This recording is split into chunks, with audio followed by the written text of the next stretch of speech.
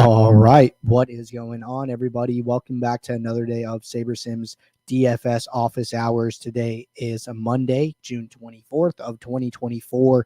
Looking ahead here, we have Game 7 of the Stanley Cup Finals, and then we have a 9-game MLB main slate. So it should be a fun day of DFS. For those of you who are new here, welcome. My name is Andrew. I'm one of the coaches over here at SaberSim. This is a show where we go over how to use the SaberSim app, answer any and all DFS related questions. Get your questions in one of three ways here. First off, send us an email, support@sabersim.com. Second, post it live in the YouTube chat. Third way, post it in the office hours channel in our Discord server. If you're not in our Discord and want to get access to that channel, there is a link in the description of this video. You also get access to our similar channels, individual sport channels, and you get access to the rest of the SaberSim teams. Can't say enough good things about the Discord. With that said, we do this show Monday through Friday, 4 p.m. Eastern, and we do the show on Saturdays at 11 a.m. Eastern. So tune in and get your questions answered. But it is a Monday here, so we do have to announce the winners for our Birdie Battle promotion.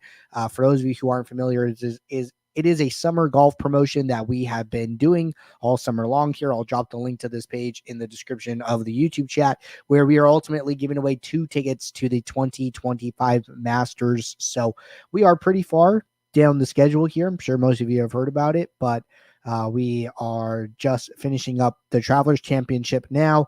We have 4 more weeks coming up here, with the grand finale being the Open on July 18th through the 21st. So coming to an end quick, but still plenty of time to win prizes and qualify. So for this week, we have to announce our top finisher and our random entrant who is going to win tickets to next week's contest. So our top finisher for this week was Wise Guy Locks with a 35th place finish and 691.5 points. So congratulations, Wise Guy. You're going to be getting a custom SaberSim golf hat and an entry into the end of the season Masters free roll. And then I've grabbed the names of everybody who participated this week, dropped them into our trusty wheel of names. We had 79 people play here, and I'm going to click shuffle a couple times, and I am going to spin to see who gets free entry into next week's contest. But looks like our winner is really close. No Pendy. Congratulations. Our support team will reach out to both of the winners here, and we appreciate you guys continuing to participate. We will be right back at it this upcoming week. But with that said, we're going to jump back over to SaberSim here, and we are going to jump into questions. So let me get SaberSim pulled up so we can start answering some DFS questions here. All right. And it looks like our first question here is going to be from Mark. So questions, we'll start with questions in the Discord as always. If you have any questions, now's a good time to get it in the queue. But Mark said, could you detail the match exposure to ownership option within the My Own column and how you would recommend using it? So yeah, this is a feature that we have, doesn't get talked about too much here. So what I would do is, or if to access it, if you guys aren't familiar with it, there is an option where you can set min and max exposure ranges based on a player's ownership. So if you go to the My Own column, you click the gear icon, you go down, there's this match exposure to ownership where you're ultimately going to set a band below and a band above the player's ownership for the min and max exposure range. So I think 25 is usually pretty good. It gives the builder some flexibility. So for instance, Cole Reagan's, 40% ownership. The builder is saying, okay, we need to have him in at least 30% of lineups, but we can have him in max 51%. So most often this feature gets used when people are using custom ownership projections. So if you are using custom ownership projections and you want to build a custom set of field lineups for your contest sim, then I would recommend using this. Ownership always has a range of outcomes. So giving it that band above and below is going to help you do that. And then if you think, your custom ownership is better than our ownership, then I would definitely recommend using this when building a custom field. Now, as far as other use cases, it's hard to use this when you're not playing a ton of lineups. And that's because you're basically guaranteeing you're going to get some amount of exposure to every player in the player pool. Now, for MLB, just tonight alone, right? There's 9 games. That means there's 18 teams. There's 9 hitters per team. So you're looking at somewhere around 160 players that are just batters. And then you're looking at an additional 18 players that are pitchers. So you're looking at like 180 players in your player pool effectively. Now, if you are only playing, 20 lineups, well, there's 10 players in an MLB lineup. So that's 200. So you barely have enough positions available to play every player one time, not even counting positional eligibility in 20 lineups, right? So it's pretty hard to use this if you're not playing 150, 300 lineups or some outrageous number. If you want to get that flat, if you want to get exposure to every single player in the player pool, but ultimately the use case for it was built for custom ownership fields, and I don't really have any other recommendation as to when to use it. But interested if anybody else does, and if you guys are using it, if someone is, and how you're using it, I'd love to hear. All right, next question here from Ron. Ron said, any recommendations with the Micro-Millions penny times 150 contest? Would you do 150 lineups in X number of contests, or try to do as many lineups as possible over X number of contests? For example, I'm able to create up to 500 lineups. I have over 5K entries in the main slate right now. So sounds like you're saying that, if I'm reading this right, that you either have over 5,000 entries, which is like 5,000 unique lineups, or you're saying you're playing 5K in entry fees. I'm not sure which one. But if you are playing, 5,000 entries and you can only build 500 lineups at a time, this might be a good opportunity to run multiple builds, right? So what you could do is you could group out your contests and say, hey, I'm playing. Okay, yeah. So Ron said he has 5K entries to fill. So if you're on the plan that allows you to build 500 lineups, then I would just do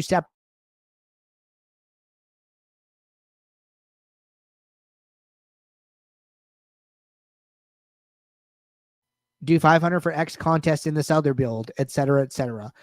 One other thing that I've played around with in the past, I don't do this at the moment, but you can do this. This is an idea, right?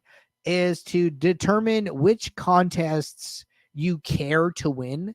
Like, hey, I'm playing, the 10 cent 20 max dime time that pays $10 to first.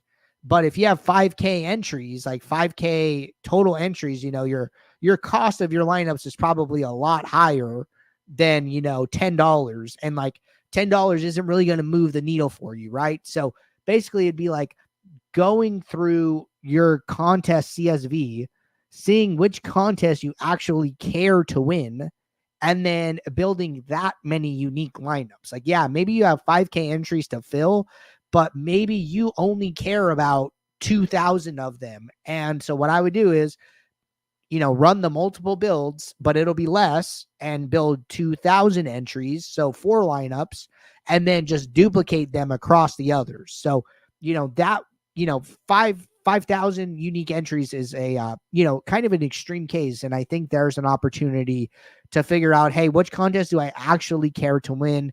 Or like the price to first matters enough to me. And then from there, build that many unique entries. You end up duplicating those 2,000, some get duped twice, some get duped 3 times, but then, you are just kind of focused on like a group of contests, playing the other ones just for the value. So that would be my advice. Either one of those things, but either way, it's going to require multiple builds. You're just going to have to determine how many you want to do. All right. Good question there. Next question. How do you work with entrant? So this may be referring to the build settings here. So if I go to my build settings, there's entry limit and there's entrance. So entrance is just the size of the contest. So if a contest is a single entry, 2,300 entries, that would fall within the 1 to 10K band here. And then, you would set your entry limit correctly. Most of the contests you're playing are GBPs, but we have satellites, multiplier options. If you're playing cash games, I would switch build mode from sim to optimizer. Just build the amount of lineups you need. You're not going to have a pool there. But entries is referring to the contest size. All right. Let's see. Those are the first couple of questions here. Oh, I actually missed a couple other questions. My bad. Let me get those in the queue. But it looks like we missed 2 questions here. One from Sammy and one from Ryan. And all right. First one from Sammy. Oh, this one's talking about the Micro-Millions again. So a couple Micro-Millions contest questions here. And then we'll queue up this one from Ryan. 1 second. Okay, perfect. All right, question from Sammy. Hola, Andrew. DK has these Micro-Million contests all week. Does the process be the same as a regular 150 max considering the contest size, or is there a slight difference approach to them as a whole? Thanks. I wouldn't say there's a big difference in them as far as, 150 max strategy. Like if we just sort by 150 max, okay, so we have all of these contests. So $1.5, $1.5, $1.5. Yeah. So I wouldn't say that, there's a ton of need to play these differently at all. They're just going to play, it's like, okay, hey, I'm playing the solo shot $1.20 max. And then I'm playing, the 10-cent 20 max, I don't treat those differently. I treat them the same. So I would just say that it all goes together here. All right. So we're moving from Micro-Millions strategy over to high stakes Fanduel strategy. I love the mix of questions here. So Ryan said, hey, Andrew, I got a ticket for 1 entry in the 555 on Fanduel for tonight. How would you approach this type of high stakes contest? Good question. So let's jump over to Fanduel. Let's go to the main slate. And this is our last question at the moment. So we could talk a little bit about it, possibly even do a little bit of a bid build demo. But I would say, the one thing with high stakes, right? You're going to go to the Fanduel main slate, go to all contests. It looks like it's this Monday MLB monster. So going to add my contest sim here. You're going to see that this is high stakes 20 max, right? That is what the field lineups are. It looks, I don't know what this pays, but just so you guys know, we don't have the exact contest data from FanDuel. We have some presets here, but if you want to come in and check this and change it up, feel free to do so. So like it says the prize pool is 200K. I wouldn't be surprised if this is like a 50K to first contest, which means that the percent to first is probably 25% and not 33. And then you could do the percent entries paid as well. So remember, it's percent to first is first place prize divided by the prize pool. So it'd be whatever first place pays divided by 200,000. And then the percent entries paid is the last paid position. And then you divide that by the number of entries in the contest. So that's what I would do there is make sure that, those values are correct. And then let's see, did I create that? Oops, forgot to save it. All right, let's do that again. Save. But anyway, get those percentages right. And then when you go into your build settings, so this is, I think it said it was a 12 max. So I would leave this at 20 max. This is going to be, I think it said 400. So 100 to 1K. The sim diversity slider is going to go down, but there isn't really a build setting for stakes here. So I recommend increasing your sim diversity here. Even just 1 tick is fine, but you just kind of like, hey, this is a higher stakes contest. There's going to be sharper players playing this. I would just rather have a little bit more sim diversity than a little bit less sim diversity at the end of the day, because this is going to account for upside here in your lineups. And then I would run my build from there. So I'm just going to build 500 lineups for the sake of time here, but that's basically what I would be doing to get this started. And we're going to let this build run here. So I think this is also a good time to take advantage of what what Matt and Jordan were talking about in the most recent pro video is like, yeah, we have one contest sim, but then we could create a second contest sim as well. And then in the second contest sim, set this one up to be our own build. So we're going to see how these lineups do against the field. We're going to see how these lineups do against our own build. And I'm just going to name it so I know one is like the regular field, one is my own lineups.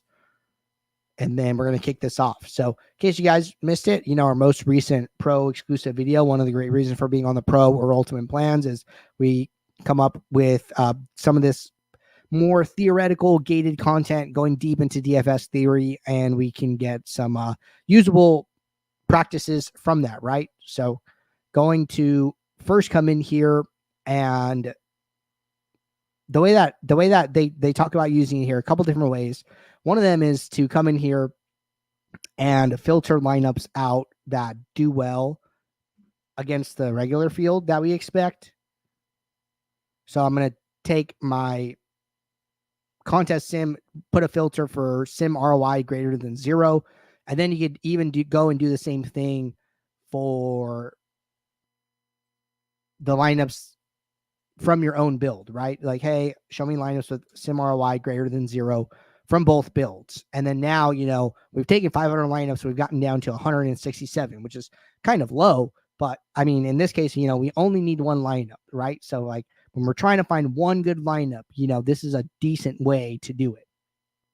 So as far as, what sorting metric you ultimately want to use, there was a little bit of discussion about that. I'm going to use risk adjusted ROI from the regular field here. And then I'm going to come in here and, kind of just try and like figure out, which lineup I want to use, what type of lineup. So looks like we want at least a 4 stack for sure. Almost exclusively 4 stacks here. Team stacks, which teams are grading out well. Atlanta, Oakland are like the 2 big teams that I see the most here. Just trying to like find some trends across like our 20 lineups. Crochet. So this top lineup looks pretty good to me. Some type of Atlanta Oakland stack, or like, if you have other takes here, but projected score looks good. 125. Getting Crochet, getting Atlanta, getting Oakland, that's fine with me. Coming down here, seeing if there's any other like interesting type of lineups that are kind of similar. Like we have this Oakland Braves, but we have Bassett instead of Crochet. We have another one where it's the 2 teams. So I'm kind of just coming in here trying to find lineups that are like following the trend here. So I'm down to like 2 lineups. And from these, these look extremely similar. One of them has a little bit higher sim ROI. Like, okay, this one has Matt Olson. This one has Sean Murphy. Both Albies, both Riley, both Ozuna, both Schumann, both Blade and Duhart. One has Rooker and one has Geloff. So these lineups are like a 2v2, right? It's like, okay, would you rather play Olsen and Geloff or Geloff? I don't know how to pronounce his name. Or would you rather play Rooker and Murphy, right? And like that is kind of where you're at. But these lineups are like so similar otherwise. So, using those sims, trying to whittle down your pool to lineups that the builder likes, identifying trends, and then figuring out what you want to do from there is how I would recommend, trying to find a single lineup for like your 5-5-5 or something like that. Question: if I decide to pick 20 entries max, what do you recommend for your correlation and sim diversity numbers? So what I would recommend is to set up your build settings for the contest that you most care to win, or the contest that you're optimizing for, right? So say you're playing $1.20 max and there are 20,000 entries. When you come in here and set up your sliders, the correlation and sim diversity sliders are automatically going to move to what our back tested best sliders were. So we run contest back testing. We figure out which sliders perform the best over time. And then we set those as the default. So for instance, if you change this from a big 20 max to a small single entry, the sliders are going to adjust to our preset defaults for single entry 100 to 1K entries. And then if you're playing 20 max and it's, 10 to 50K entries, sliders are going to go up automatically. So you don't need to do anything moving these around. I would let them fall where our back testing has decided that they are the best. All right. Taking a quick peek here. Looks like we have no other questions in Discord. We just hit all the questions here in the YouTube chat. So good show today, everybody. Appreciate you guys tuning in. I will be right back here tomorrow, 4 p.m. Eastern, for our next show. Congrats again to the winners for the birdie battle this week. Our support team will reach out to you all. So until then, take care. Good luck. I'll see you all. Thanks. Bye.